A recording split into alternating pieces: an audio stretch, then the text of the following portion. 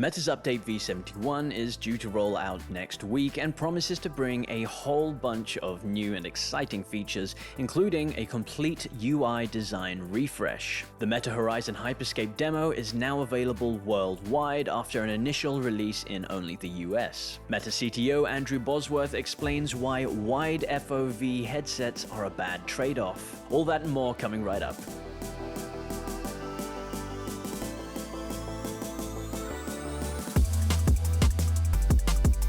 What's going on, virtual friends, and welcome to the Virtual Lowdown, the show where I bring you the latest and most exciting news and updates happening in the VR world. So kicking things off with by far the biggest news story in this video, Meta's update V71, like I said, due to roll out next week, and there is a whole bunch of features that it is expected to come with. So probably the first thing you'll notice will be the complete design refresh. Apparently the windows and panels will look, feel, and behave differently to how they did before, with new UI colors and different elements. In particular, we're expecting the settings to be the most different, with a side tab now, similar to how it is on iPad or Android tablets, and it's also apparently coming with an improved search functionality to enable you to find exactly what you're looking for a little bit easier. Appearances aren't the only thing being updated, however, and this new feature is quite a big one, and I'm very curious to see how well it actually performs, and that is the AI audio to expression. So this is basically an AI model specifically on your device that will translate the sounds you make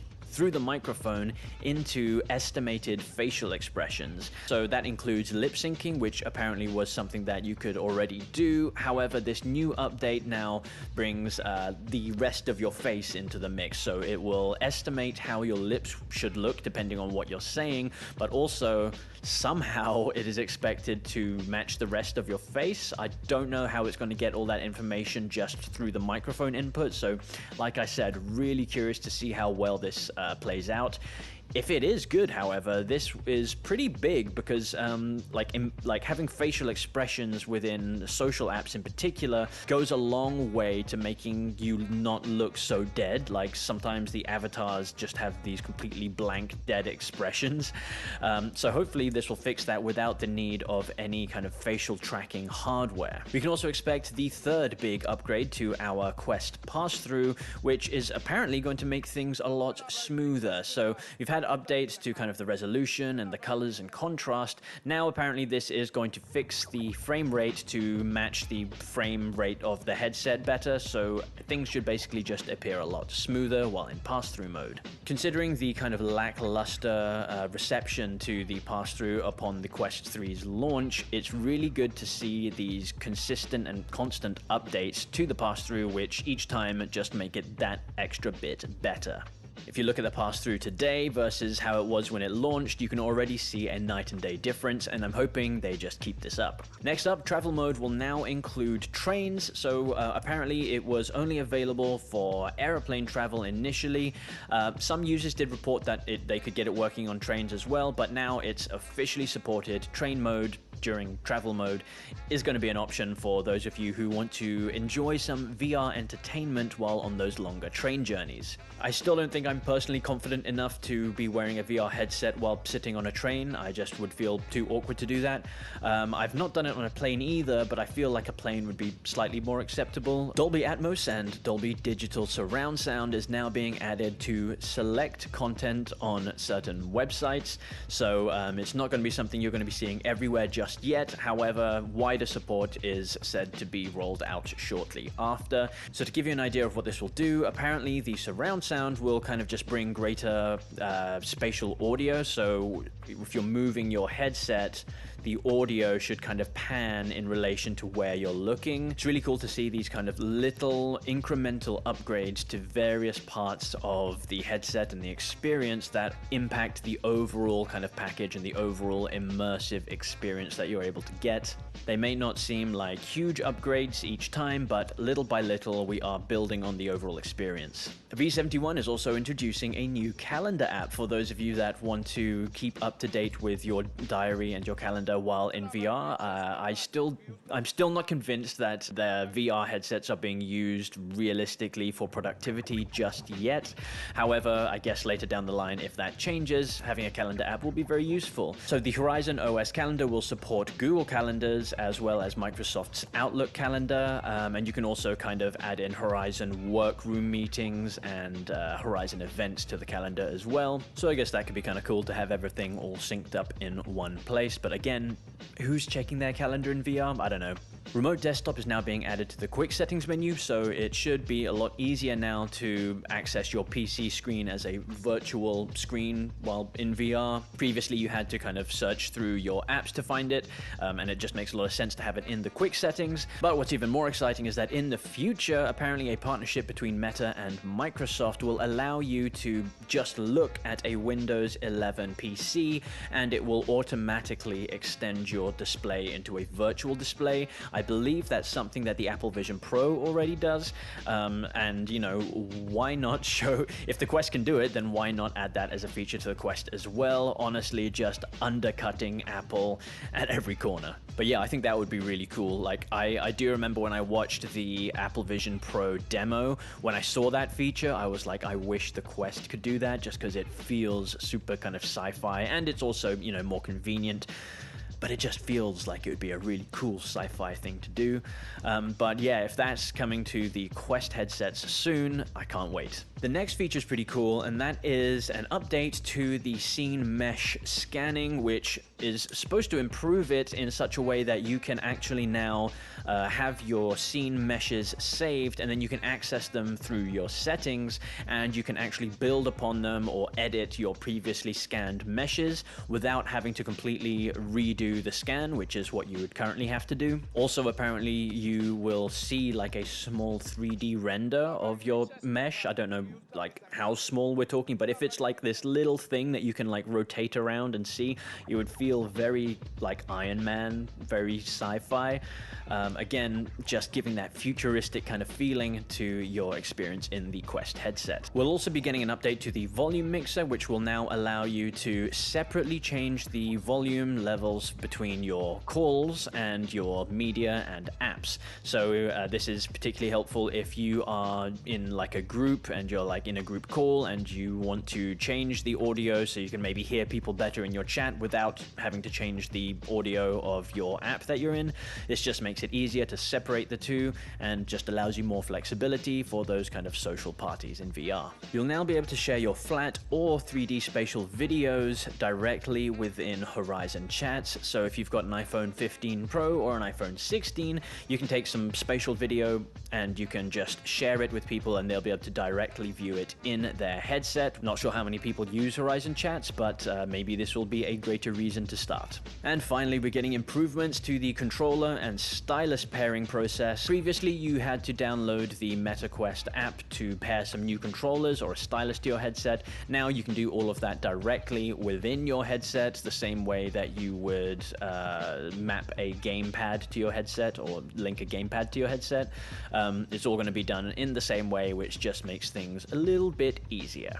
So that's everything we're expecting for the Meta V71 update, and can I just say how awesome it is that we are getting these like consistent massive updates. We're not getting these little kind of things that nobody really cares about. Like, sure, like there are smaller updates, but it feels like almost every other update from Meta is bringing a whole ton of new features and improvements. I just think it's really awesome. I say it almost every one of these videos, but the fact that, you know, you pay for the headset and you just are continuously getting more and more value out of it, I just think that's really awesome, and I hope Meta keeps it up. Alright, now that we've got all the V71 update stuff out of the way, the next story is pretty nice for those of you who live outside of the US. You are now able to access the Meta Horizon Hyperscape demo. If you're not sure what that is, it was something that Meta kind of released or showcased a little bit ago, where you can have these 3D scans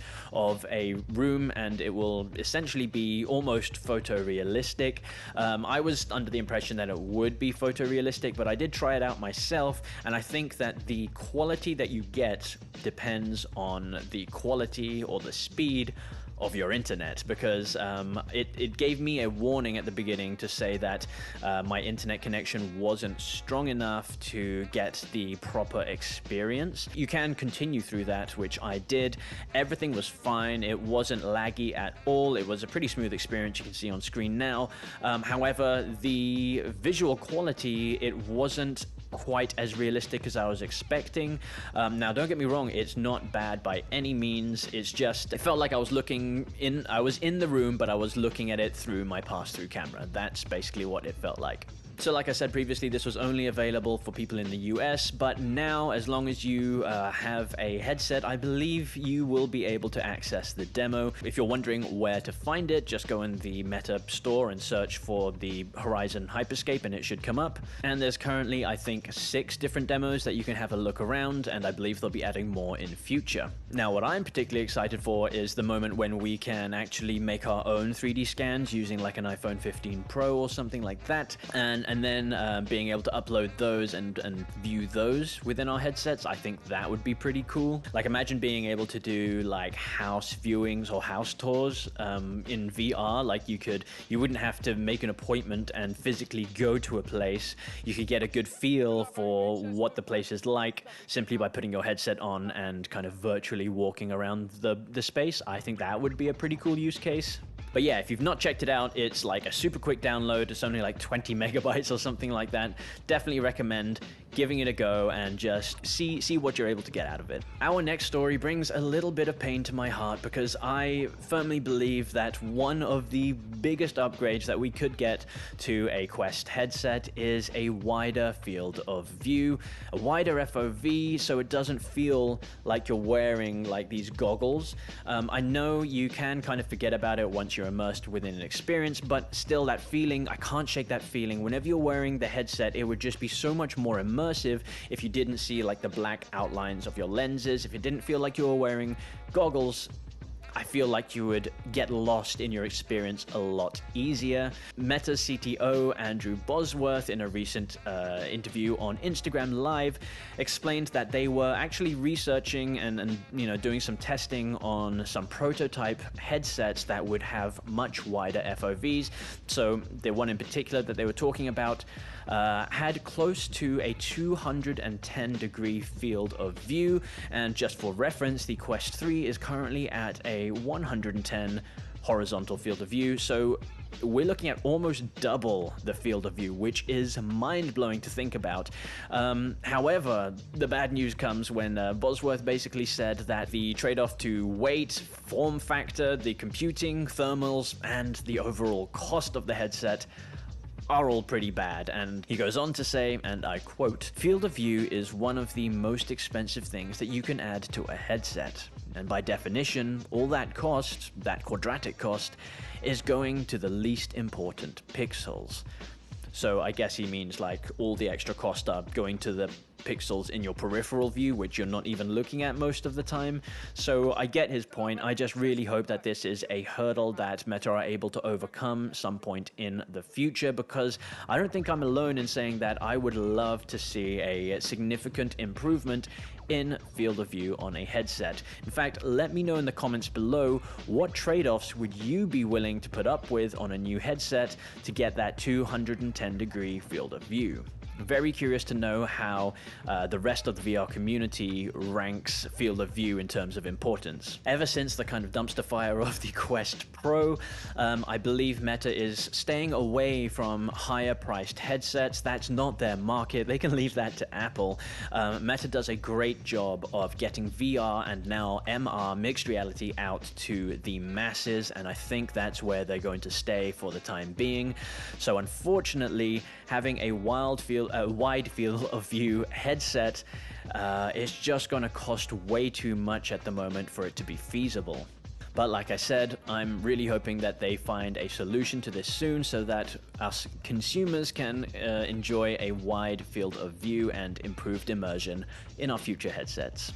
A lot of you may already be familiar with Bigscreen. They brought us the Bigscreen Beyond VR headset, as well as the Bigscreen app, which allows you to watch a lot of like video content in some interesting environments and also kind of share the experience with other people. So Bigscreen already offers a remote desktop client for Quest, but currently that requires you to be on your PC with the native Quest app and to kind of queue up videos or content that you want to watch from your PC to be streamed over to your headset. But now the studio is rolling out their brand new cloud browser, which is a paid service that will basically enable you to do all of that from within your headset without the need of a PC at all. So you can stream movies and other content directly from within the browser in the headset, share that with other people, and have your watch parties all from, like I said, the standalone headset, no PC required, which is great if you don't have a PC or if you are maybe on the go, you're traveling somewhere, you're in a hotel room, you didn't bring your PC set up with you, but you've got your headset. You can now enjoy your streaming without the need of any extra equipment. However, like I said, it is a paid service, but they've got some good kind of flexible options with a $1.99 day pass. So if you usually have a PC, for example, but at the moment you're, like I said, traveling and you just wanted to use it as a one-off service, you can do that for $1.99. I think it's nice that they put that as an option there and they didn't just shoehorn you into paying for like a monthly subscription. However, if you did intend on using it more often, then you do have the option of a monthly subscription for $9.99 for 30 days. However, there is still a bit of a downside to this, and that is that the DRM restrictions still basically black out your screen if you try and watch something like Netflix or Amazon Prime, which I think is where a lot of people will be watching their content. So if you were trying to watch content on Netflix, Amazon Prime, Disney Plus, anything like that, you still won't be able to do that using this app. However, there are some other lesser known streaming apps that do work, such as Plex, Dropbox, and Vimeo. And now it's time for the little bits. These are the little bite-sized bits of news and updates that you may have missed from before, and we're just going to race through them, starting with the very relevant Amazon Prime Video app. This isn't new news, but I actually missed this myself, so in case you missed this, Amazon Prime have now got a completely new app for use within your VR headset, and it was much needed because if any of you used the previous Amazon Prime Video app, it was basically unusable, and I don't think it had a user base at all because of how bad it was. It pretty much had terrible reviews and was never maintained or updated. So now they have basically just scrapped that and gone for a completely new app, which from what I've heard is very basic, very simple, but does what it's supposed to do and does it well, which honestly is all I think we can ask for. So don't be expecting any kind of fancy virtual environments or anything like that. However, what you can do is get a virtual flat screen overlay of what you'll want to be viewing as your content, and that goes up to 1080p, which is kind of standard. I wish it would be better simply because, like, if it's at 1080p and you're expanding the screen to like a massive cinema screen size, the quality is gonna take a hit. But you know, you can still have a decent kind of TV-sized virtual screen at 1080p, and it will look good. 4K, however, at least I think will enable us to get much larger cinema-type screens. Because if you're watching content in your VR headset, I'm assuming you're watching it because you want to get like that bigger screen experience. Otherwise, you could just like watch it on your computer or on your TV. But yeah, anyways, from what I've heard, the app is a lot smoother now. It just works at what it does, and it has a couple of extra cool little features, such as the ability to download content for offline viewing.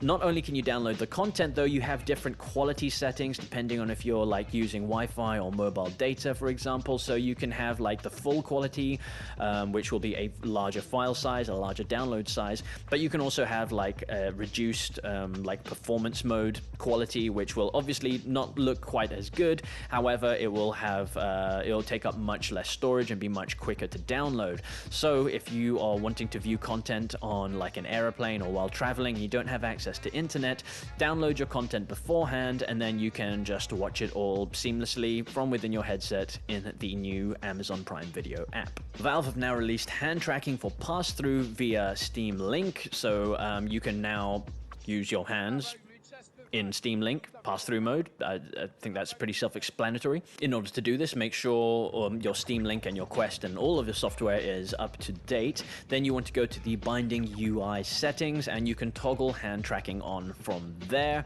And apparently it's a little gesture where you can kind of give a little tap of your controllers together, and that will swap into hand tracking mode, which I think is nice because sometimes it's really annoying when you like put your controllers down and you're like there trying to get it to recognize your hands so you can change to hand tracking, and sometimes it works, sometimes it doesn't. Having like a solid way to do it I think would be nice, so like a little double tap and then it swaps to your hands. Cool idea, Valve, and yeah, I occasionally use Steam Link, so I can't imagine wanting to use my hands that much. Like, I don't spend a lot of time in the pass-through in Steam Link, but if you do, then this is for you. And finally, with the new month of November comes 2 new games to the Meta Quest Plus games catalog, and this month's games are Warplanes World War I Fighters and Space Folk City. So Warplanes is essentially a flight simulator where you fly planes in war scenarios and you're kind of shooting other planes down. You can see on the video on the screen right now the kind of experience to expect. It also comes with an arcade mode if you want a slightly less serious kind of experience and you just want to fly around and shoot things in the sky. That is also an option. It's actually pretty highly reviewed, so if you're into kind of flight simulator games, this might be one to check out. The next game, Space Folk City, is a pretty cute looking space-based city building sim game where you build a new home for your little space friends. It has a very simple but charming style to it, which I think a lot of people will enjoy. It's not a serious game, as you probably would have guessed by now, but it's definitely one that if you enjoy just kind of kicking back and being creative, unleashing a little bit of that creativity for your little space critters, then I think this is something that you can pass a bit of time with and get some smiles from. And that is going to wrap it up for today's virtual lowdown video. As always, a whole ton of exciting stuff happening in the VR space. In the couple of years that I've been a VR enthusiast, I honestly feel that VR is really starting to take off. It's not quite reached that tipping point yet where it's, you know, as popular as other consoles, but I feel like now more than ever, it's really getting there. There's a lot of exciting stuff happening in the world of VR. Meta constantly kind of pushing VR and MR to the masses is, you know, a great help for our cause. But also other big titles such as Metro Awakening, Batman, Alien, all of these big titles coming exclusively to VR. I think that's a really good sign that people are starting to take it seriously. Companies are investing a little bit more into VR. We've got the partnership between Meta and Microsoft, which will hopefully bring some exciting new features later down the line. And I hope it's not all productivity stuff because, like I said, I don't think a lot of people really are in VR for productivity right now. But yeah, there's just so much going on in VR. As always, it's a great time to be a VR enthusiast. And if you share my passion for VR, then please consider subscribing to the channel so we can continue to chat about VR stuff together. I genuinely really enjoy sharing this excitement for VR with the rest of the community. So feel free to just leave me a comment. You can say anything, just like say hi, and I will always reply to my comments. And yeah, it would just be nice to have you guys around the channel as we continue to grow and as VR itself continues to grow. But yeah, if you enjoyed the video, leave me a like. That always really helps me out. And if you're not quite done viewing VR content yet, then feel free to check out any of my other videos, which you can see floating magically in the air right here. Click on either of these videos. You're gonna love it, I promise. And I'll see you guys in the next one. Have a great day. Goodbye.